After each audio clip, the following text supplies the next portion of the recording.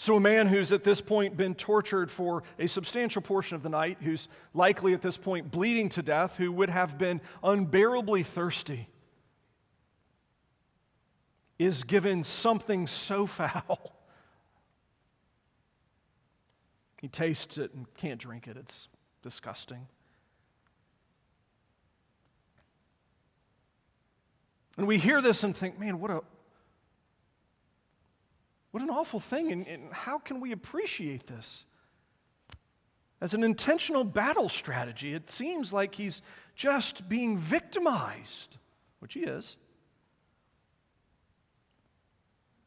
but being victimized in a very specific fashion.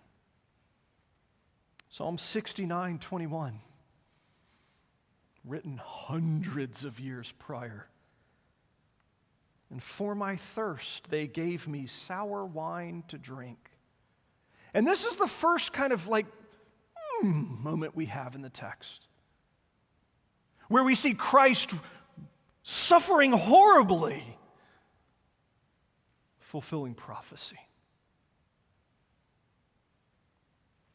35, that here, slightly out of order, they've got him crucified at this point, and they begin to take his garments. He's crucified naked. His dignity is taken from him, left with shame and shame alone. And in verse 35, his garments are divided up. They begin to gamble for his clothes right beneath the cross. And again, we think, man, what a tactic to be victimized in such a way. Psalm 22:17-18.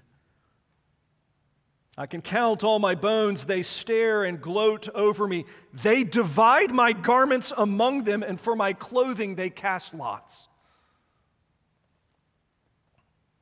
When it comes time to talk about prophecy, that is about as specific as you possibly could conceive.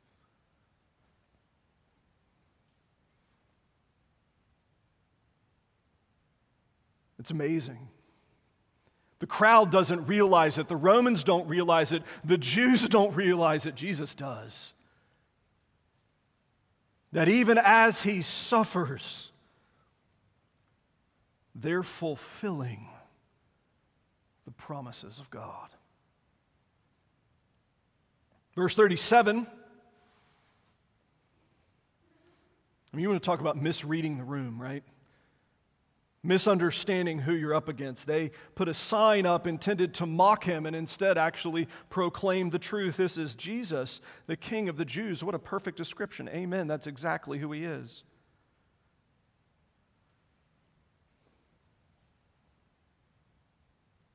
"38. The Lord of life is rejected and reviled by men, that not only is he being victimized, not only is he in the process of being murdered, he's being treated as a common criminal. He's the Lord of life. The way, the truth, and the life. The one who has done no wrong. And yet he suffers." And 39. Again, it's so specific, it's almost laughable. "And those who passed by derided him, wagging their heads and saying," throwing back his own teaching to him, Psalm 22:7, "And all who see me mock me, they make mouths at me, they wag their heads." It's literally the same words. You see, what's happening here is his enemies think they're winning. They think, we finally got him. We finally got Jesus, this inconvenient, poor, obnoxious teacher that's been a fly in our ointment for years. We finally got him. We've been trying to kill this guy for a long time now. Not realizing that every step of the way, Christ is victorious.